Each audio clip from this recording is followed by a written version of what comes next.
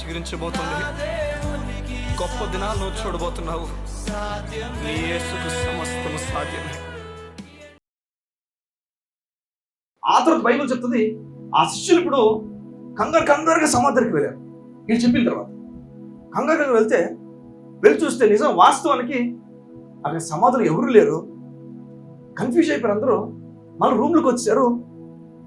చూడండి, ఈ సమాధి దూరమే, దగ్గరేం కాదు. మళ్ళా వెళ్ళి చూసుకొని వచ్చి మళ్ళీ రూమ్కి వచ్చేసి టెన్షన్ పడిపోవడం స్టార్ట్ చేశారు. ఇదేంటారు నాయన, మనిషి లోపల చూస్తే అక్కడ వస్త్రం ఏతుందో, ఆ వస్త్రం కప్పిన వస్త్రం ఏతుందో ముఖానికి అది తీసి మడత పెట్టి పక్కన పెట్టి ఉందట. అమ్మ వినండి జాగ్రత్తగా. దొంగతనం చేసేవాడైతే ఏం చేస్తే చెప్పండి, వస్త్రం మామూలు పడేసి పట్టుకెళ్ళిపోతాడు. అక్కడ చూస్తే ఎవరో మడత పెట్టి పక్కన పెట్టినట్టుంది. ఆ పేతురు చూసి తింటారు మడత పెట్టి పక్కన పెట్టిందని చెప్పి కాస్త ఆలోచించి, ఎందుకులే మనకు అంతే ఆలోచన చెప్పి, ఎందుకంటే పేతురు బుర్ర ఎలాంటి చెప్పండి, పెద్ద బుర్ర ఎక్కువ ఆలోచించదు. మరి ఎక్కువ ప్రెషర్ మోపేసినా అందరిపైన ప్రెషర్ మోపేసినట్టే. అంత పేతురు అంటాడంటే మనం ఎక్కువ ఆలోచన చెప్పి ఇంటికి వెళ్ళిపోతాం. ఇంటికి వెళ్ళిపోయిన తర్వాత మొత్తం అందరూ రూమ్లో కూర్చొని కంగారు పడుతూ ఆలోచిస్తున్నప్పుడు ఈలోపు సమ్మ చాలా చాలా గొప్ప సత్యం చెప్తున్నాను వినండి. ఇదంతా ఎంత అద్భుతం ఉంటుందంటే, ఈలోపు ఎంఐ మార్గుల్లో ఇవన్నీ వినవాళ్ళు ఆ మధ్యలో సడన్ గట ఎవరో ఒక ఆయన వారి వెనకాల నడుచుకుని వచ్చి వాళ్ళని కలుస్తారు. కలిసి వెంటనే అడుగుతాడు ఆయన, ఏంటి చాలా సీరియస్గా మాట్లాడేసుకుంటున్నారు మీరు, దేని గురించి మాట్లాడుకుంటూ అడుగుతాడు. ఇంత కలిసింది ఎవరో తెలుసా? నా తండ్రి దేవునికి మహిమ కలుగును గాక, నా దేవుడు వారిని కలిశాడు. వారు కన్ఫ్యూజన్ స్టేట్లో ఉన్నప్పుడు చూడండి, దేవుడు చూడండి ఎలా డీల్ చేస్తున్నాడో మీకు తెలుసా లేదు. కానీ ఈయన తిరిగి లేచి వెళ్ళిపోతున్నప్పుడు ఎవరైతే ఈయన ఆశ పెట్టుకున్నారో వారందరినీ కలిశాడు. ఆఖరి తర్వాత ఎవరైతే పౌరున్నాడో ఆయన కూడా కలడానికి ఇష్టపడ్డాడో, ఈయన చనిపోయి లేచిన తర్వాత 50 రోజులతో వెళ్ళిపోయిన తర్వాత నమ్మితే మళ్ళా ఏసేట పరలోకం నుంచి కనిపించడానికి ఇష్టపడ్డాడు. నీకు మాట, నువ్వు నిరసించిపోతున్నాడు, బలహీనపరచబడుతున్నప్పుడు ఏదో ఒక విధంగా నీకు ఆదరణ కలుగు చేసావు మాత్రం నీ దేవుడు మర్చిపోతావు. ఎందుకంటే ఇక్కడ చూస్తున్నా నిన్ను పూర్తి గమనించలేకపోవచ్చు. నీ జీవితం ఏమవుతుందో నాకు తెలియకపోవచ్చు. కానీ ఈ రూప్ ఏది కూడా అడ్డులేదు నీ దేవునికి. సమస్తము నీ గురించి జరిగిన ఆయనకు సమస్తము తెలుసా. మొత్తానికి ఎంఆర్ మార్గంలో సీరియస్ నడిచికెళ్ళిపోతున్నప్పుడు ఆయన అడిగాడట, దేని గురించి మీరు మాట్లాడుకుంటున్నారు? బైబిల్ చెప్తే రాసింది ఏంటంటే, వారు నీరసంగా అయిపోయి నీరసంగా స్టార్ట్ చేశారట. ఏంటంటే ఈ ఫ్రైడే మైండ్ సెట్ చూడండి ఎలా అంటే, ఆయన్ని చూడండి వాళ్ళు ఏం చెప్పారంటే, ఆయన్ని నీకు ఒక్కడికే తెలియదా ఈ విషయం అన్నట్టు మొదలు పెట్టారు. చూడండి ఎవరు చెప్తారో ఏసైకి డైరెక్ట్ చెప్పేస్తుందంటే, నీకు ఒక్కడికే తెలియటుంది ఈ విషయం, లేకపోతే అన్ని విషయాలు తెలియజేసాడు. అయితే మొత్తానికి క్రాస్ అయిపోతున్న టైం, వాళ్ళు ఇల్లు వచ్చేసింది. వీళ్ళు వచ్చేసిన టైంకి, ఆ గ్రామం వచ్చేసిన టైంకి ఏసీ ఏం చేస్తాడంటే ఇంకా ముందుకు వెళ్ళిపోతున్నట్లుగా నటిస్తున్నాడట. చూడండి ఈయన హృదయం చూడండి, ఈయన హృదయం ఎలాంటిదో. ఈయన ఎవరిని కూడా కష్టపెట్టడానికి ఇష్టపడలేనాడు. ముందుకు వెళ్ళిపోతున్నారట. బైబిల్ చెప్తుంది వారు బతిమలాడట. ఎలా బతిమలాడంటే, రండి సార్ వెళ్ళిపోతున్నారండి, రండి ఈవినింగ్ రాత్రి అయిపోయింది కదా ఇక ఉండిపోండి అని చెప్పి బతిమలాడితే, చూడండి ఒక వ్యక్తి తన జీవితంలోకి దేవుడు బలవంతంగా లేకపోతే తను నెట్టుకొని లోపలికి ఎప్పుడు కూడా రాడు. ఒకరు ఇష్టపడి ఆయన పిలిస్తేనే లోపలికి ప్రవేశిస్తాడు. ఆయన క్యారెక్టర్ ప్రతిసారి మనం చదువుతున్నప్పుడు ఆయన క్యారెక్టర్ని కూడా మనం గమనించాలి. వెళ్ళిపోవాల్సిన పని ఏంటి చెప్పండి. ఏం చెప్తున్నాడంటే, ఆయన ఎలాంటి వాడు కాదంటే, ఆయన పిలవకపోతే లోపలికి ఆహ్వానించకపోతే ఆయన అలా వెళ్ళిపోతాడు. కాదు నేను ఏ మాట అంటో, నేను ఏది అండవు, ఆయన పిలవకపోతే నిశ్శబ్దంగా వెళ్ళిపోతాడు. ఆయన పిలిస్తే, ఆయన బతిమలాడితే, ఆయన రాయ నీ హృదయం నిజంగా ఆయన కోరుకుంటే, నేను చెప్తున్నాను ఆయన నీ లోపలికి ప్రవేశిస్తాడు. లోపలికి వచ్చేసాడు.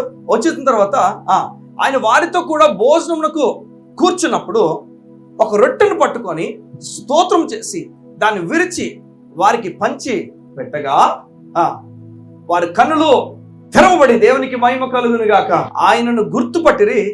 అంత దూరం వరకు నడిచినోడు, అంత బాగా వెళ్ళిపోతానని చెప్తే వద్దు సార్ ఉండండి అంటే ఉండిపోయినాడు.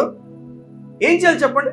రొట్టె విరిచిన తర్వాత అక్కడ ఉండాలా, అక్కడ ఉండి వారికి ఇంకా వివరించాలి. ఓకే బాగా కనుక్కున్నారు, వెరీ గుడ్ అని చెప్పాలి. అదృష్టం అయిపోయాక ఇప్పుడు మరలా కన్ఫ్యూజన్లో తీసుకొచ్చాడా? మరలా కన్ఫ్యూజన్ తీసుకొని ట్రై చేస్తున్నాడా? చూడు యేసయ్య ప్రయత్నం అంతా ఏంటంటే, ఆయన అదృష్టం అయిపోతున్నప్పుడు ఏదో బలమైంది వారి చేతిలో పెట్టాడు అర్థం. ఆ బలమైంది ఏంటంటే ఆయన ముందు వివరించిన లేఖనాలు బలమైనవని. ఆయన ఏం చెప్తున్నాడంటే ఒక బొమ్మ వైపు చూడద్దు, ఒక వ్యక్తి వైపు చూడద్దు, ఒక రూపం వైపు చూడ. అందుకనే రూపాల మీద దేవుడు ఇప్పుడు మనసు పెట్టుకోడు. మనం యేసుప్రభు ఫోటోలు పెట్టుకుంటాం ఇంట్లో. మీకు తెలుసా ఆ రూపమే యేసుదని చెప్పి మనం ఎవరైనా చెప్పగలమా? అందుకనే మనం రూపాలని మన ఇంట్లో పెట్టుకోం. దేనికి కారణం అంటే మనకు రూపం పెట్టుకున్నప్పుడు ఆ రూపాన్ని మొక్కుకుంటున్నామా, యేసుని మొక్కుతున్నాం. ఆయన రూపాన్ని ఎవరు కూడా చిత్రీకరించలేకపోయారు. ఆయన ముందున్న వాళ్ళు రూపాలు కూడా ఉన్నాయట. యేసుప్రభు రూపం అయితే మాత్రం ఎవరు చిత్రీకరించలేకపోయారు. దాన్ని ఎవరు కూడా వేయలేకపోయారు. ఏమనుకున్నారు అంటే సాధారణుడు వచ్చాడు చచ్చిపోయాడు అంతే అనుకున్నారు. పెద్ద దాని మీద ఇంట్రెస్ట్ చూపించలేదు.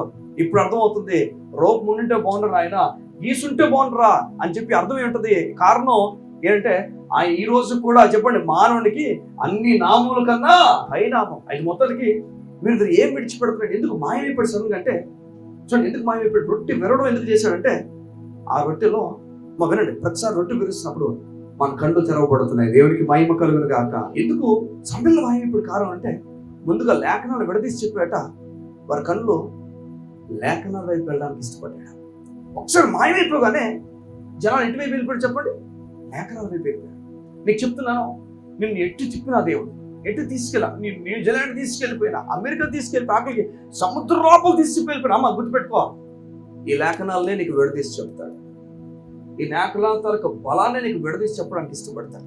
నువ్వు అనుకుంటున్నావేమో ఈ లేఖనాలు పెద్ద ఇంపార్టెంట్ కాదు, నీకు తెలీదు. ఈ లేఖనాలే, ఈ మాటలే యేసు మొదట పలికిన మాటలు. ఏమంటే చూడండి, కలుగును గాక, దేవునికి మహిమ కలుగును గాక. ఈ లేఖనం అంత శక్తి కలిగిన లేఖనాలు. నువ్వు దేవుని మాట చదువుతుంటే ఆ శక్తి ఆటోమేటిక్గా నీలో ప్రవహించడం ప్రారంభిస్తుంది. నీ ఆరోగ్యం కుదుపడుతుంది, నీ ఆర్థిక పరిస్థితి బాగుంటుంది. నీవేమైతే జీవితంలో నేల కూలిపోతున్నా ఉన్నావో ఆ నేల కూలిపోయే ప్రతి పరిస్థితి కూడా ఆటోమేటిక్గా సవా అవడం ప్రారంభిస్తుంది. చూడండి, నీరసం, ఫ్రైడే మైండ్ సెట్ రూట్ ఒకటే, ఒకే రూట్, కానీ నీరసాన్ని కలుగు చేస్తాయి. ఫ్రైడే మైండ్ సెట్ ఎలాంటిదంటే జీవితం అయిపోయింది, ఒక తెలియని విశ్రాంతి తీసుకుంటే మంచిది, ఇక ఏం లేదులే చెప్పుకోవడానికి పెద్ద లేదు నా మైండ్ సెట్తో ఆ మార్గంతో నడుస్తుంది. కానీ గుర్తుపెట్టుకోండి, ఈ పునరుద్ధానం లేకపోతే సండే మైండ్ సెట్ ఎలాంటిదంటే వేగాన్ని, అంటే ఆహాబట రథం మీద వెళ్ళిపోతుంటే, ఆహాబు వర్షం పడుతుంది, వర్షం చేస్తున్న రథం వెళ్తుంది. బైబిల్ చెప్తుంది సేవకుడు, దేవుని సేవకుడు నడుచుకునేట కాస్త కొంచెం వేగం పెంచడానికి పరిగెత్తలేట. బైబిల్ చెప్తుంది గుర్రాల వేగం కన్నా దేవుని సేవకుడు వేగం ఇంకా స్పీడ్కి వెళ్ళిపోయింది. దేవునికి మహిమ కలుగును గాక. నీకు తెలీదు, దేవుని వేగము నీకుంది. ఒక్కసారి మీరు వేగం పెట్టండి. ఎందుకు ఇంత వేగం అంటే లోపల నిరీక్షణ అంత గొప్పది, లోపల విశ్వాసం అంత గొప్పది. వారి సమస్యలు మర్చిపోయారు, ఏ స్త్రీలు ఇచ్చాడో అన్న ధైర్యం వారు కలిగింది. నీకు మాట చెప్పనా, నువ్వు నీ జీవితంలో ఏ స్త్రీలు ఇచ్చాడో నిరీక్షణ పట్టుకుంటే వీరు అయితే ధైర్యం ఉన్నారో అట్టి ధైర్యాన్ని నువ్వు కూడా కలుగుతావు. అది మొత్తం వీరు వచ్చేసరట.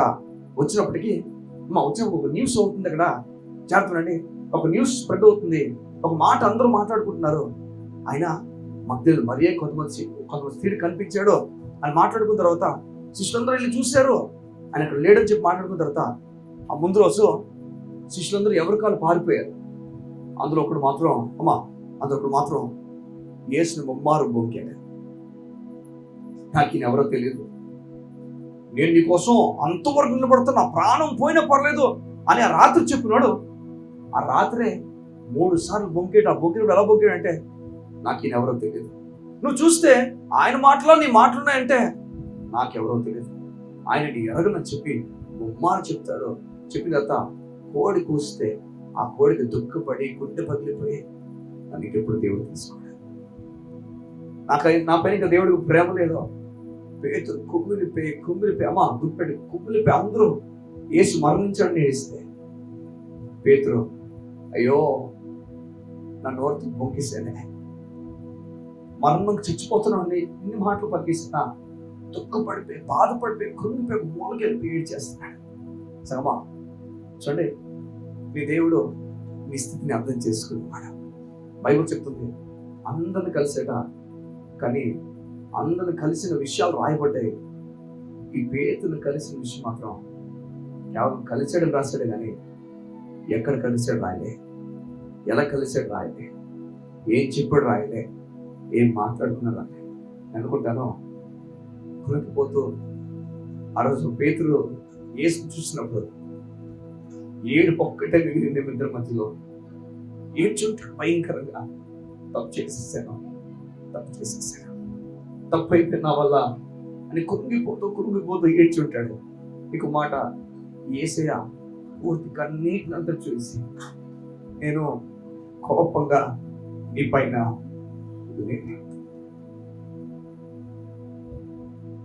అది రాయబడింది ఇక్కడ. ఏంటంటే ఆయన కలిశాడట ఏమంటే పేతురు. వీరందరూ పోయి కలుస్తూ సీక్రెట్గా ఇప్పుడు కలిసాడు. ఎక్కడ కలిసాడు తెలియదు, సీక్రెట్గా కలిసాడు. కలిసి వచ్చిన తర్వాత ఇప్పుడు సీమియోను పేతురు చెప్పడం ప్రారంభించాడు, నన్ను కూడా ఆయన కలిశాడు. కళ్ళు మూసుకుందామా, ప్రార్థన చేసుకుందాం. మా ప్రియ పరలోకపు తండ్రి, మీకు వందనాలు. ఈ ఉదయమున నీ బలమైన మాట, ఘనమైన మాట, నీ గొప్ప మాట మేము విని ఉన్నాం. నీ లేఖనాలు ఒక తేటగా తెలియజేయబడ్డాయి. నువ్వు మా పట్ల ఎలాంటి ప్రవక్తను కలిగి ఉన్న దేవుడు మేము చూసాం. పేతురును ప్రేమించేవాడు, పేతురు పట్ల ప్రేమ కలిగిన వాడు నీకు స్తోత్రం అయ్యా. పేతురును విడిచిపెట్టలేదు, నువ్వు ప్రేమ చూపించావు అయ్యా. నీ ప్రజలు మా అందరూ కూడా ప్రేమించున్నందుకు నీకు స్తోత్రం. ఈ ఉదయమున ఎవరైతే నా జీవితంలో నేను తక్కువ, ఫ్రైడే మైండ్ సెట్ కలిగి నేను దేనికి పనికిరాను, నా జీవితం దేనికి నిలబడలేకపోతున్నాను, నాకు అన్నీ కూడా శూన్యం జరుగుతున్నాయి, మంచి ఏది జరగట్లేదని ఆలోచనతో ఎవరైనా ఉదయం ఉన్నట్లయితే వారికి బలమైన నెమ్మదిని కలుగు చేయండి. ఈ దినమున ప్రత్యేకం నీ బలమైన నెమ్మదిని నీ బిడ్డలో ప్రకటిస్తూ, ధైర్యముతో దేవుని సమాధానముతో నీ బిడ్డలో ఆవరించబడినట్టు ప్రకటిస్తూ యేసయ్య నామమున ప్రార్థించుచున్నాము తండ్రి. ఆమేన్, ఆమేన్.